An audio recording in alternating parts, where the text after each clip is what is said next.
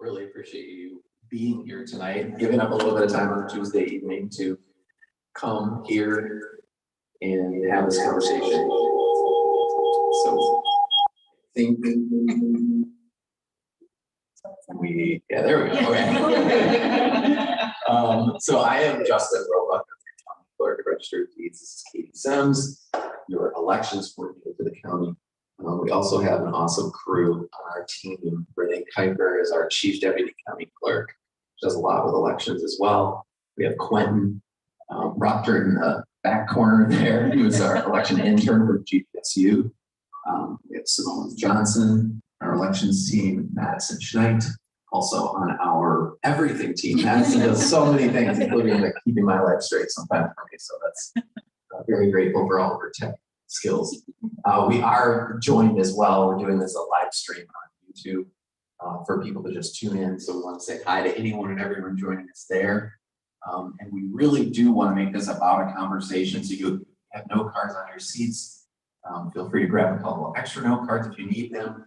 Anybody watching online, you can go ahead and drop a comment in the chat on YouTube or wherever you're watching this, and we'll kind of be monitoring those questions too. But we just really think this is an important topic, right? So much is going on over the past several months in regard to our elections. So many questions about what's happening, what's going on with our election integrity. Can we be sure that our votes are counting and counting accurately? And these are really important topics for us too, because we're passionate about this as well. This is our work. And this is what I personally have given a lot of my life to in my career, and Katie as well. And I think for us, it's an opportunity to have a conversation, to share a little bit. We want to take a few minutes and just kind of go through some of the ways that we believe our elections are secure. Some of the ways that we believe you can trust this process. And then we want to talk about some things we think need to be better and be improved. And be able to have that dialogue and answer any and every question. I keep telling people we had a great session in July at Georgetown Township as well. We were there in the township hall and basically had a good group there. And I told them then, hit us with the hard questions. Don't hold back anything and everything you want to know. We're willing to have that dialogue and talk about it. So hopefully we can do that tonight. He takes all the hard questions. Yeah, I don't know. Yeah, so I thought we'd just start really briefly by talking a little bit about me and a little bit about Katie, if that's okay. So I've worked in Ottawa County since 2009. And previously to that, I came from a political field. So I grew up, I guess, in politics. I was kind of a nerdy little kid who loved to be around politics. And I started working for Terry Lynn Land when she ran for Secretary of State. And afterwards, when she was Secretary of State, I was on her team. And that's, I think, where I really got the election administration bug. Like, I really enjoyed the administrative side of elections. I also spent some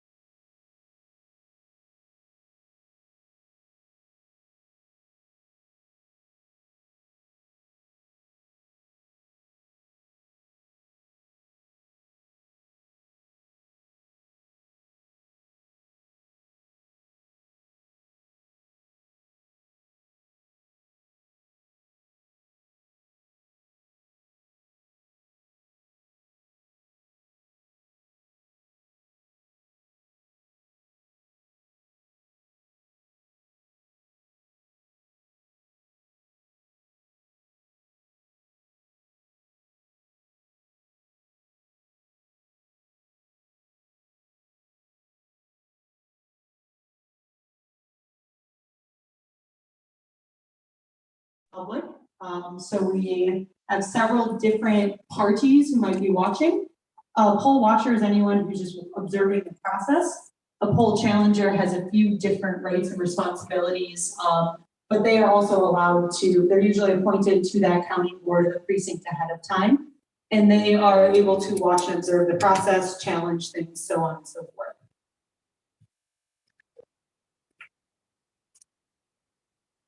It's not. Oh, there we go. It works. It wasn't working for me. So on election day, in Michigan, the polls are open 7 a.m. to 8 p.m. Got over 100 and I think around 108, 110, somewhere around there. Precincts in Ottawa County, kind of spread out throughout the county. But essentially when a voter walks into a polling place on election day, they will be greeted by a bipartisan team of election inspectors as well. That entire precinct, typically there's about 5 to 7 people, kind of depending on the election, that are working together to process voters. They're doing another check. They have what's called an e-poll book, and that information, that has the voter registration database downloaded to it the day before the election to verify that the voter is in the correct precinct. Often we get voters who walk in and they see a sign that says vote here and they think they can go in. So that system is really great to help make sure that the voter gets to the correct precinct if they are in the wrong location. Again, precincts, just like absent voter counting boards, are open for observation. Every precinct has a public viewing area where any member of the public can walk in, stand in that viewing area, and just observe what's happening in the precinct throughout election day. We also have a new space that's open on election day. The local clerk's offices are open on election day for same-day voter registration. So this was also passed in 2018 as part of the other part of the proposal we talked about earlier that allowed no reason absentee voting. Local clerk's offices now, especially in an election like this, are seeing a significant number of first-time voters who maybe just turned 18, voters who moved to the area in the recent past, coming in to register to vote. The great thing about this process is that it is entered into the qualified voter file, and that's a live database. So if someone shows up to the local clerk's office, they have to provide an ID and proof of residency. They can register to vote. That voter has an option to cast an absentee ballot, or they can go to their precinct and they can vote in their precinct. If they, let's say a person tries to go to the next town over and register there, the system will already have flagged that they've registered to vote that day and will not allow them to register again on election day.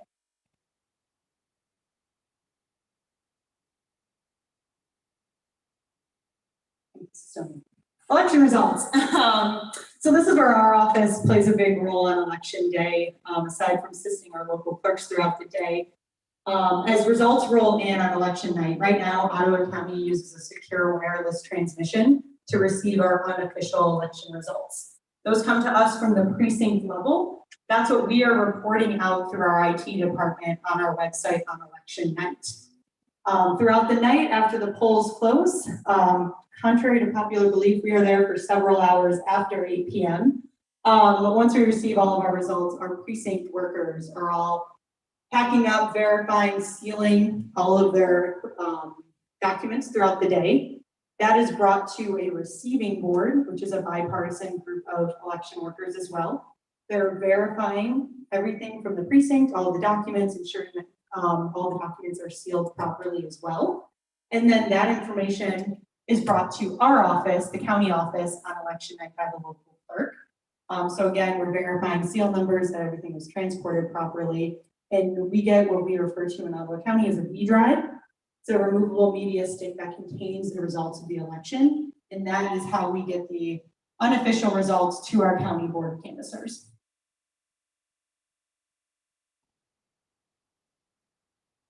So our county board of canvassers, we have one in the audience today. Sorry, Jim, I'm going to call you out.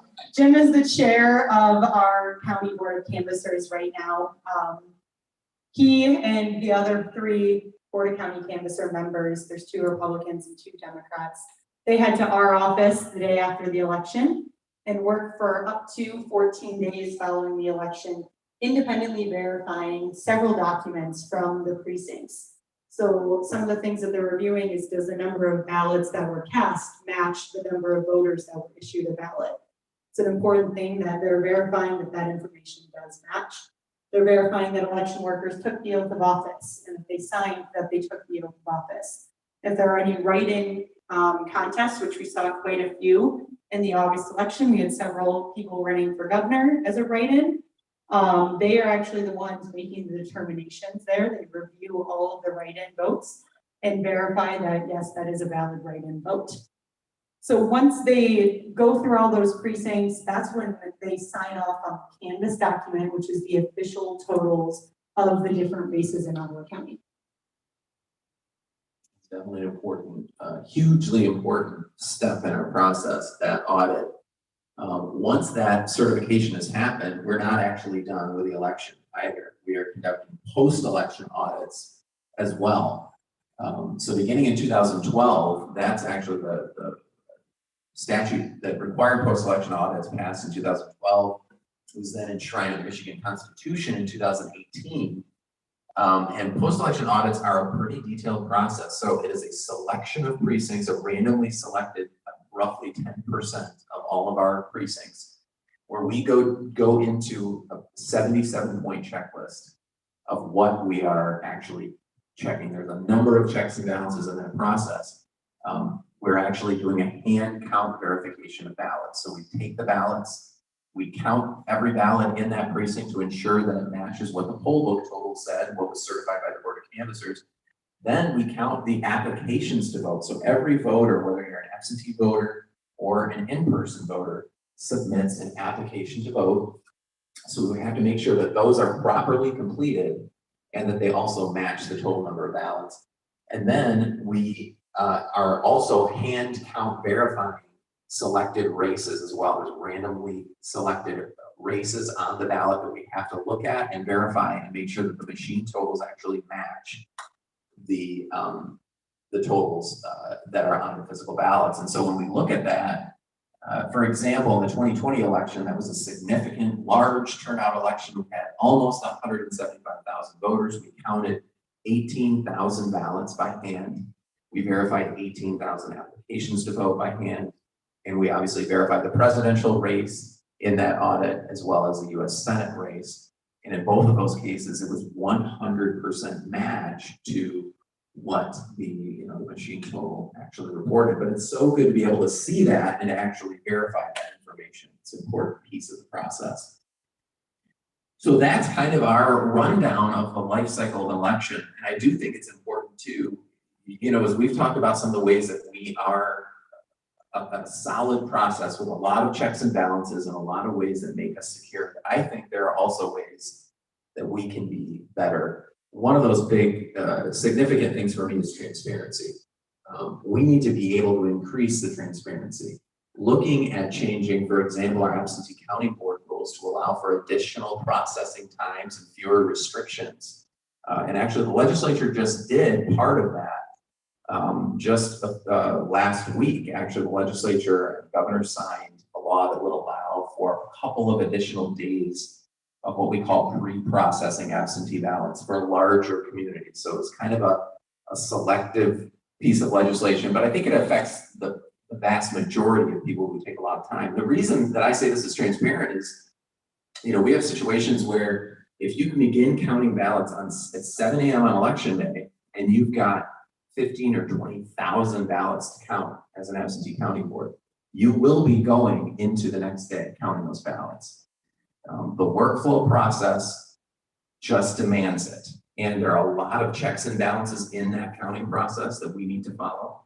And speed is not the priority. Accuracy is the priority. However, it's a lot easier to get an observer at 10 a.m. on a Monday morning than it is at 3 a.m. on a Wednesday morning. And I think it's important for transparency that we have that flexibility in the time that we have to process ballots. We also need to allow observers better access. This is one of the challenges as well. So absentee workers, as some of you may know, if you work in an absentee counting board, you are sequestered in that counting room currently until the close of polls. And that goes for anyone who wants to observe. So it's also kind of hard to recruit somebody to come in and observe what you're doing say, well, you can't, literally you can't go out for lunch, you cannot have your cell phone with you, and you can't leave. Doesn't always lend itself to a whole lot of transparency.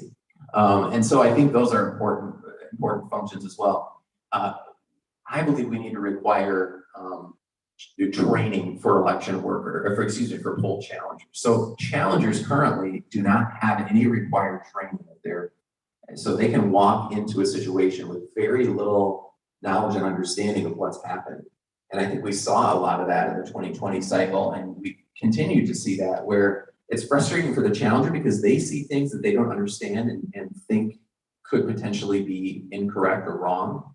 And it's also frustrating for the clerks and for the election workers who are in that environment and don't always have the time on election day to explain things to challengers. So it's important to get that training for their understanding as well. The other thing that I'm a firm believer in is making post-election audits public. So currently we're required to do post-election audits. They're just not required by law to be open to the public. So Ottawa County has done that. In fact, our 2020 post-election audit was conducted centrally in our office, and it was streamed in 32 hours of YouTube footage. If you want to watch it, you definitely can. But I think it's an important step for making things transparent, making sure that we're available and open. The audits that we just finished conducting for August, in the August primary, we did on-site at the local clerk's offices, but we published that schedule of when we would be there. We made that fully available to the public, but it isn't a requirement, and I think it needs to be. Just a couple of other things that I think are really important as we look at what we need to do for improving the process as well. I'm a big believer in moving our state's primary election a little earlier in the year. And the reason for that is, again, we are under a very narrow time frame from August to November when it comes to actually getting the candidates that we need on the November ballot, proofing that process, and then going through litigation that inevitably occurs. We had a number of things in litigation leading right up to the print deadline in September. And I think allowing more flexibility is going to allow more accuracy in that process. So more time spaced in between August and November. There are 31 other states in the United States that have a primary earlier than August. We're one of the latest primaries. We have a couple of states that are actually later than Michigan. I think Massachusetts and Rhode Island are one of the two that are actually in September. But moving that primary earlier is going to help significantly. Another thing that actually just happened with this legislation, allowing county clerks to remove deceased voters from the voter database immediately upon the receipt of death records. County clerks get death records. I'm one of the first people to know of any deceased voters in Ottawa County. And the previous law, the way it was set up, would basically require me to collect a list of deceased voters and mail that list to the local clerk. So that's what the law said. So we actually did it electronically, sped it up a little bit, but we didn't have the authority or the power to remove those voters. So that actually also changed with the legislation allowing for pre-processing of absentee voters. That's an encouraging thing. I'm a big believer in pre-registration of 16-year-olds. It's convenient for the voters, and that's a great thing. The other great thing about that is a 16-year-old is typically already at the Secretary of State's office. They're standing there in person, and they have a lot of documentation with them. They have birth records, they have all the proof that they need to go onto the voter rolls. And that can simply be done by adding them now, and they're obviously become an active voter when they turn 18. And that cuts down on thousands, literally thousands of same-day registrations for 18-year-olds who then don't have another interaction with the Secretary of State's office until later, but they decide on election day that they want to go in and vote. So that's another important process improvement as well.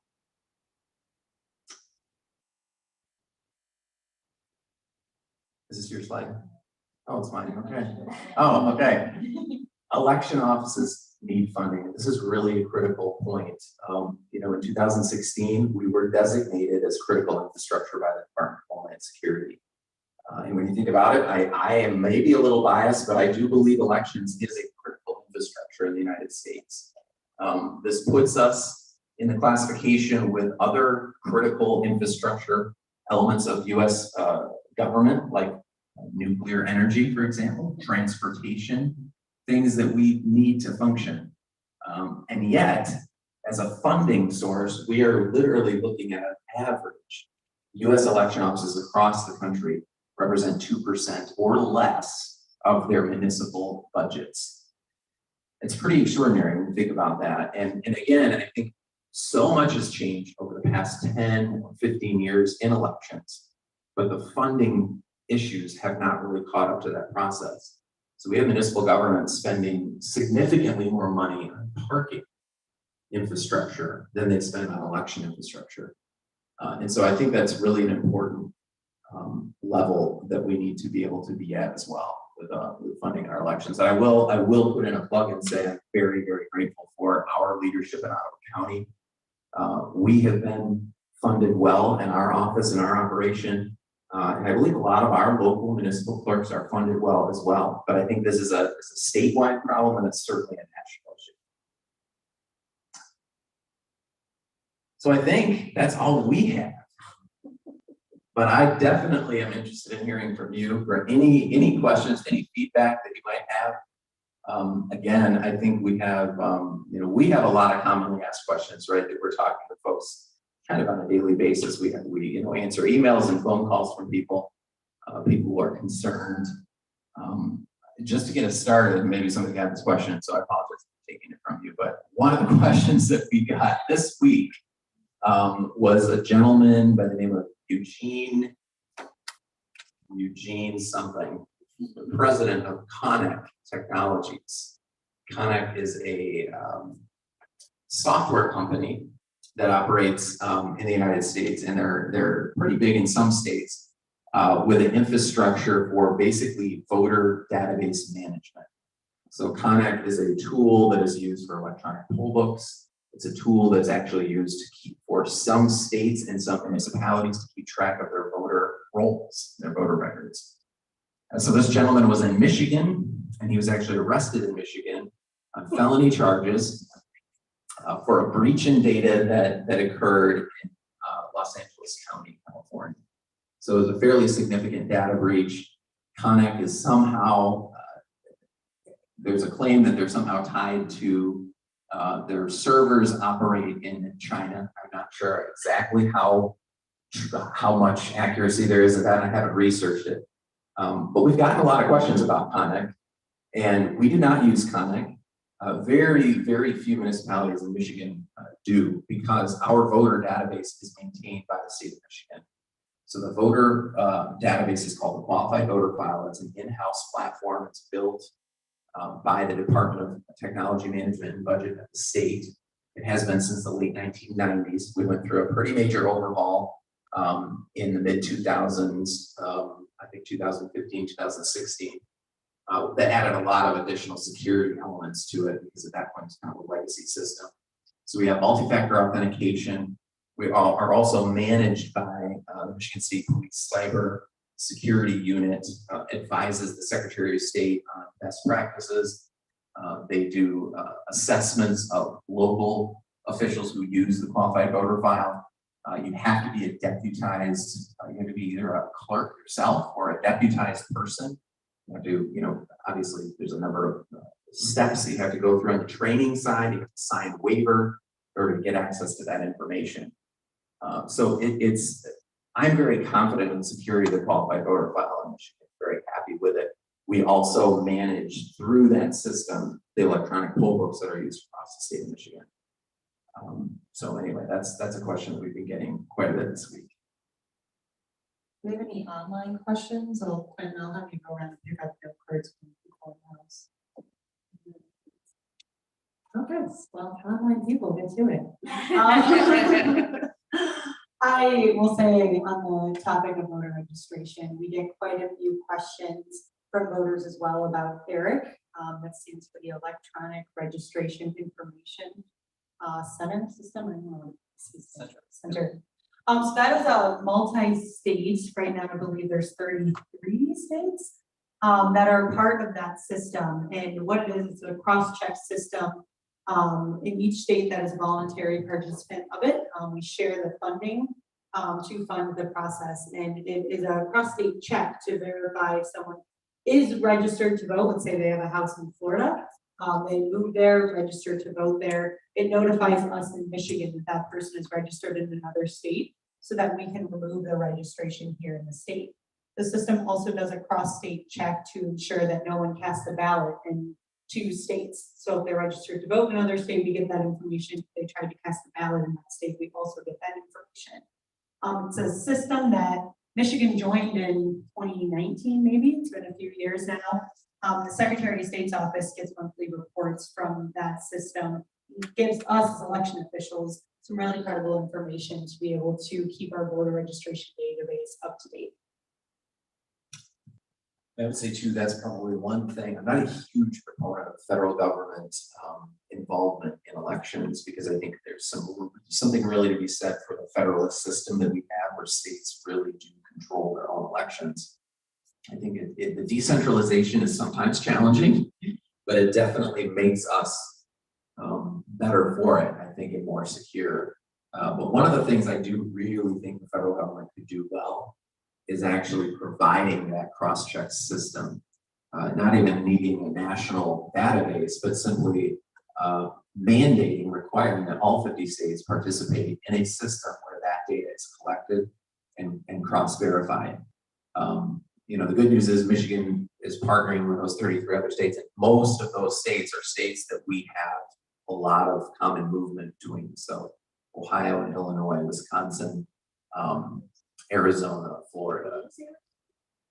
Yeah, Arizona is also a member. Yeah, did you have something? Me, no, it's just my son moved there and then he recently, and he registered to vote there, but he got a Holland Township voter registration card. Gotcha.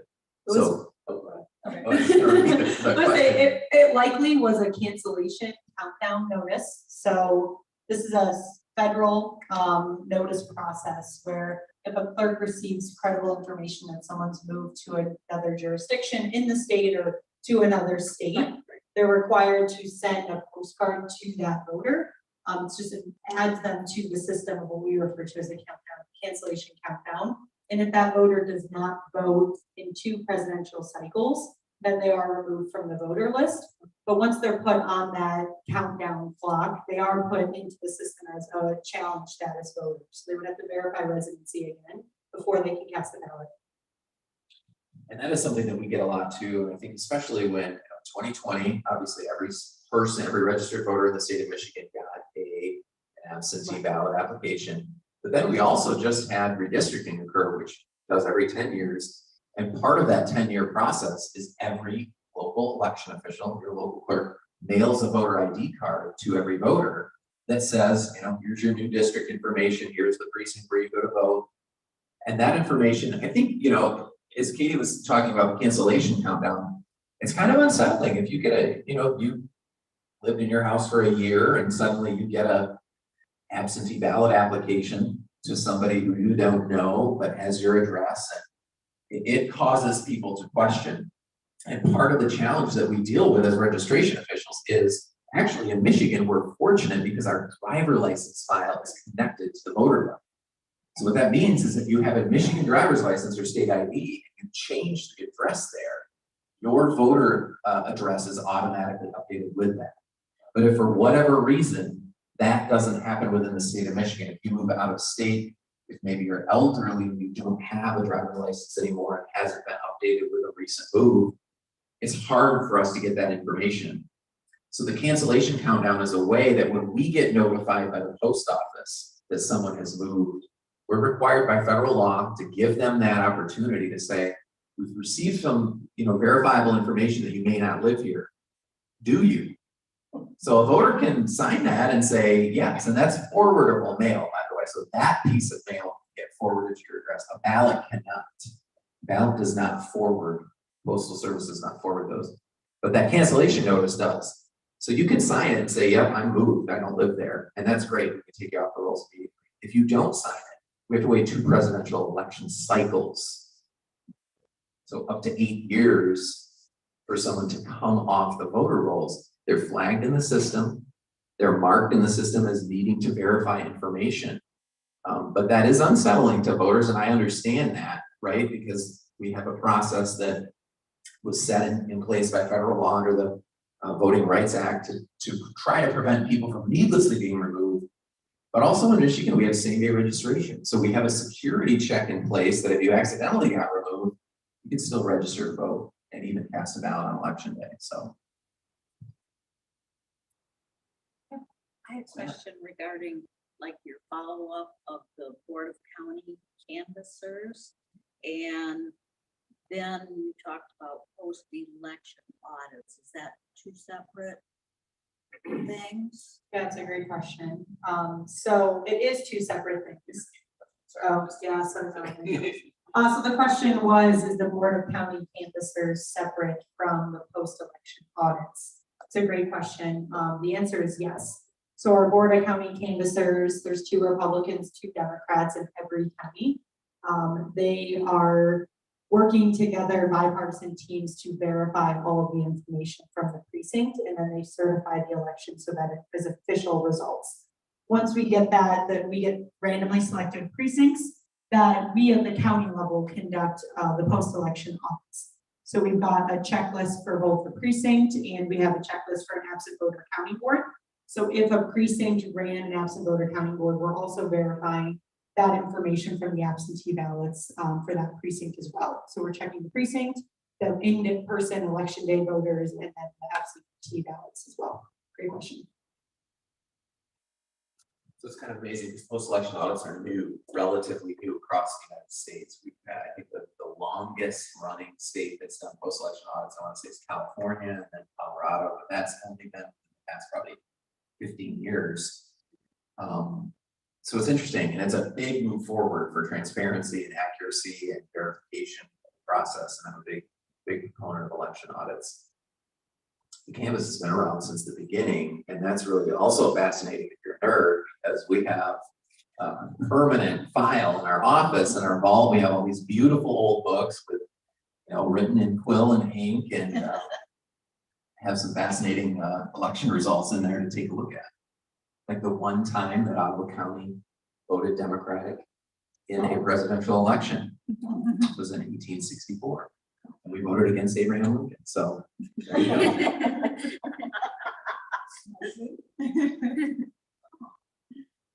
I will say that the Board of County canvasser process, I don't know if we said this earlier, is a public process as well. So we post that information on our social media channels, post it, I know our local clerks have posted as well in the past. So anyone from the public can show up and observe that process as well, see all the information that the Board of Canvassers are working through as they certify the results. Do we have any more in-house questions? You were talking about making it easier for a watcher for ABCB.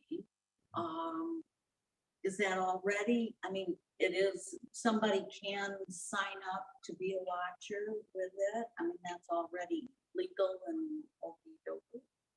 Yeah, so good question. So the question is, we're talking about making it easier for people to observe absentee counting boards, process ballots. If people do that now, and definitely. So the challenge with it in Michigan is called an election challenger, and it's essentially sort of interchangeable terminology. In some states, it's an election observer, right? But a challenger is actually there and are able to challenge certain elements of the process as well. So bring certain elements of the process to your attention in the precinct board and absentee counting board. And you can do that now, but it's just not common. And if you've worked in absentee counting board over the past several years, you probably haven't seen that many people. And largely that's because it's just a challenge to recruit somebody to come in at 7 a.m. And not that what we do is not fascinating, but it's a long time to sit and not actively do it. You're just watching it. It's very repetitive. Yes. Yeah. That's, I guess, if they didn't have any knowledge of the process, how the heck did they challenge the process? Doesn't Yes. make a lot of sense. And I think that's, one of the things that we saw coming out of the TCF Center in Detroit, for example. I can't speak to all of the processes that happened there, but one of the most, poignant moments was when there were a large number of people outside of the room, there were also challengers inside the room as well, but they cut it off at a certain number. And there were people outside the room, and they're banging on the windows. And that brought to light the reality that the election workers in the room realized that according to statute, according to Michigan law, that room has to be concealed. It's a private thing. And the sequestration is private, right? So that's why you're sequestered. You're supposed to go in there and not be able to come out or tell what you saw until you leave after the polls close. And so at that point, that's when election workers began putting up cardboard on the windows to the room, saying like, well, technically people aren't supposed to see in here. I think that was an unfortunate move for transparency. And the law really needs to be changed as well, because ultimately what we're doing is a public process. These absentee voting laws were written literally, 80 years ago, and at a time when absentee voting was very minimal, and when we were hand tallying votes. So we had people putting piles of ballots, and you're seeing everything. People do observe votes on ballots in an absentee counting board now, but no one's making hand tallies. They're scanning them through a tabulator that is tabulating those votes. Unless you are a really good card counter, I don't think you're going to be able to walk away with actual election results. But even if you did, it's a felony to disclose those results prior to the close of polls. So much like we have juries that, we have the same kind of felony punishments for a juror who discloses information. I think we can allow that for absentee counting board observers without forcing them to sequester, essentially just opening it up for more transparency. Any other questions in here? Do we want to run through a couple of questions that we got in July, and then if Yes. they spark any Some- ideas? Somebody's got to ask about mules. Sparks any ideas in the room, please let us know. So anyone Yeah. has one? We'll go through a couple of them. Where would additional funding for elections come from? Would that affect the state budget or local millage? Sure. So the question is, where would funding for elections come from? Would that come from the state? Would that come from the local, or the federal government? And I guess that's a great question. I think probably all of the above may be necessary. I'm a big proponent of state and local funding of elections because I think it's so important to keep elections central to state and local governments. Michigan is literally one of the most decentralized places for elections. And that is challenging sometimes, but I also think it's a great check and balance on the system. We have 1,600 election officials in the state of Michigan who manage elections. Here in Ottawa County, we have 23. So Holland Township, where we're at right now, they have an amazing team there, great local clerk, Mike Dellman, who manages the election process, and his staff. We have amazing people all across Ottawa County. We're not solely in charge of it. And so I do think funding needs to come from every level.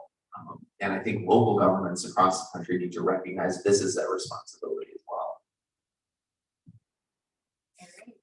How do you make sure someone is not voting twice? We kind of touched on this the same day voter reg, but That's hard. Didn't you volunteer for this? That's a great question for those who couldn't hear. How do we ensure that someone doesn't cast a ballot twice?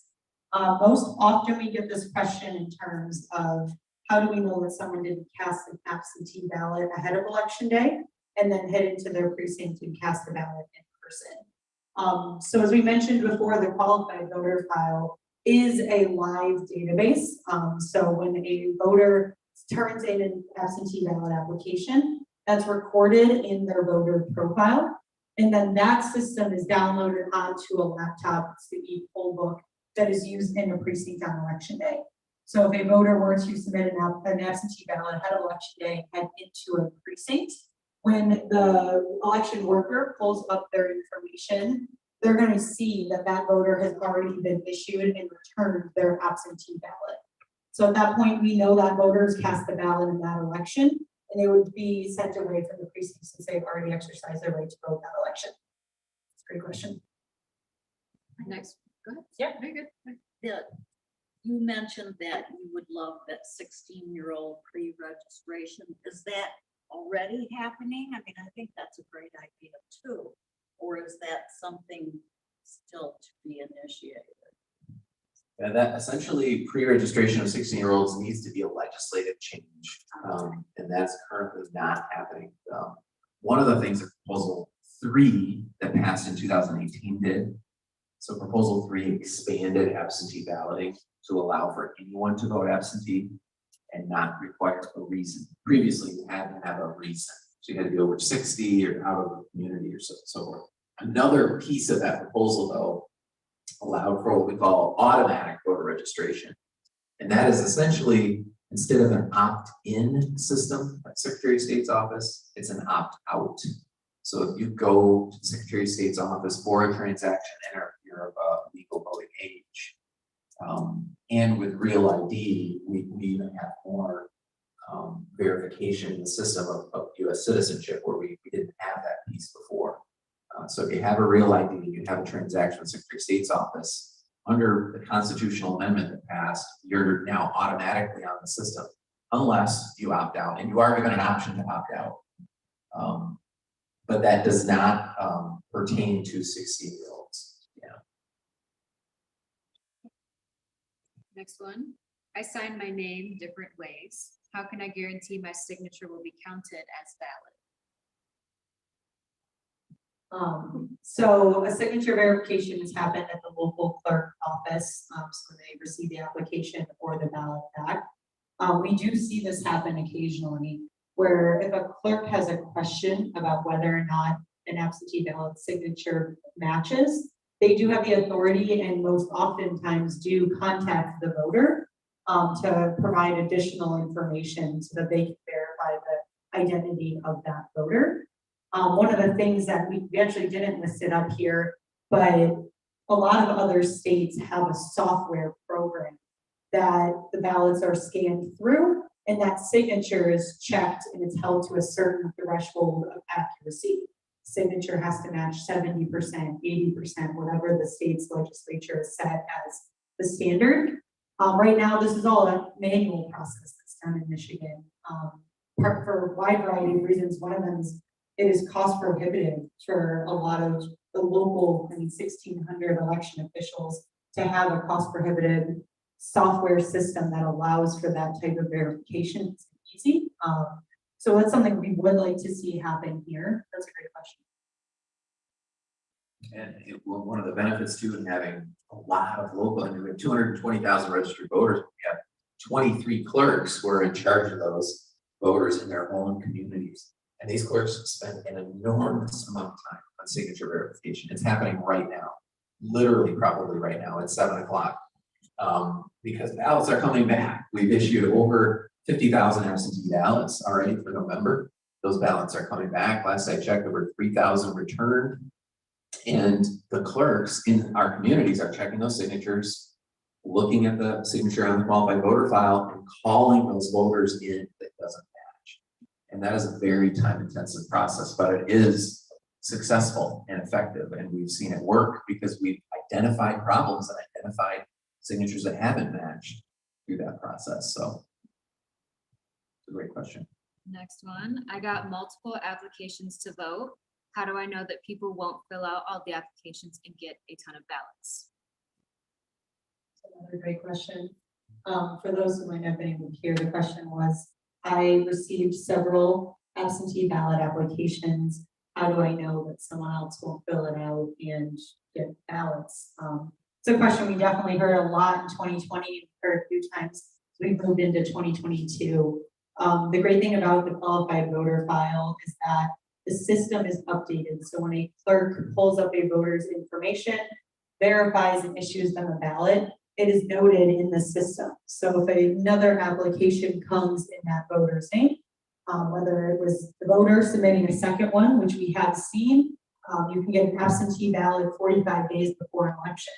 I don't know about your lives, my life is very busy. It's easy to forget that 45 days ago, you submitted an absentee ballot application, and now you might submit one again. Especially we see that pretty commonly in between the August and the November election.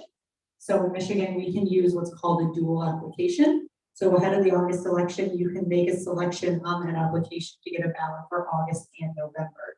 We often see voters submit a second application before the November election, forgetting that they checked the box already before the August election. If that is the case, again, the system has the check in place to know that that voter was already issued a ballot, or if we don't have ballots available yet, that they've issued a second application. Those applications are stored together, but we know that a voter has only received one ballot because the system will not allow you to issue a second ballot.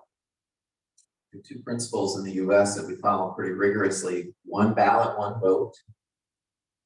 And also the First Amendment, which allows people the freedom of speech to mail a lot of applications to vote. I don't know about you, but I've gotten several. Gotten some from the Republican Party, I've gotten some from interest groups. There's a lot of groups that can mail absentee ballot applications. And so it is confusing sometimes when voters receive multiple, but we have a lot of checks in place to make sure they don't receive multiple ballots. Now, I've received several phone calls already this cycle from voters who are just verifying they got a second application after they've already submitted one, and they receive another one from a party, a political party, a candidate, an interest group, and they call us to verify that we did receive their application. So it definitely does cause confusion. Got a couple more here. Do the precincts know ahead of time if they're going to be audited? Do the precincts know ahead of time if they're going to be audited? No. We don't know ahead of time. We don't know. Yeah. So the process is randomly generated from a database in the Secretary of State's office of all the precincts in Michigan. We are slated for roughly, again, 10% of our voting precincts. And when that randomization occurs and they notify us, they only notify us after the certification of the election. So we don't even know during our canvass process who might be audited. A good question though. Next, what will it take to get the May and August elections combined, so that June primary? Why would this be opposed? How much would this cost? Those types of concerns. What will it take to get the May and the August election or combined to a June primary? A lot of work. I know there's some states and local municipality units and interest groups that have advocated for this. An election costs a significant amount of money. In fact, when I moved into this role in this office, I was shocked at how expensive just paper ballots are, let alone all the other costs. You know, we pay Katie alone. In one election, so I'm worth one election's ballots. So it is a legislative change. So without change would have to take place by a change in the law to combine what right now is the May special primary or the special election. Most often we see school villages on that election with the state's primary election. Yeah, there actually is legislation that's moving right now in Lansing. So we have kind of this interesting period of time that we're going to have, which is a lame duck period after the November 8th election. And it's possible that we could see some movement on this. Ultimately it would be a cost saving measure if so currently we have 3 election windows in the state of May, as Katie was saying, sorry, May and August and November. So eliminating an August election and moving that up to the May or June date would, save significant amount of money for taxpayers. Some of the opponents of this, I think the school districts are concerned, and I think there's some legitimate concern there that it would affect their funding. So for example, if most millage elections for school districts are held on a May or earlier in the year date. So it would take a little bit of heavy lifting, I think, on the school district's part to somehow move their budgeting process to a point where they were not directly affected by, for example, a millage that passed but that failed to pass in June could negatively affect the school district pretty significantly because the next window would then be November. So I think that's all part of legislative discussion right now that's being had. I do think there's a lot of validity to the change. A lot of states are doing it. A lot of school districts are funded by villages like this. So this is definitely something that we can take on in Michigan. That's all the questions we had in the questionnaire. Do you have any more Do you have any online questions? in-person questions? Comments?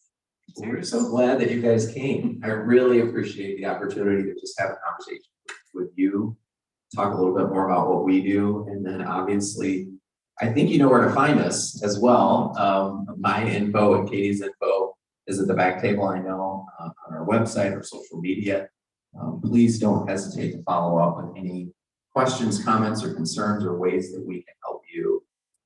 And I think this is just an important part of the conversation that we're having. So, thanks, guys. Thank you, everyone.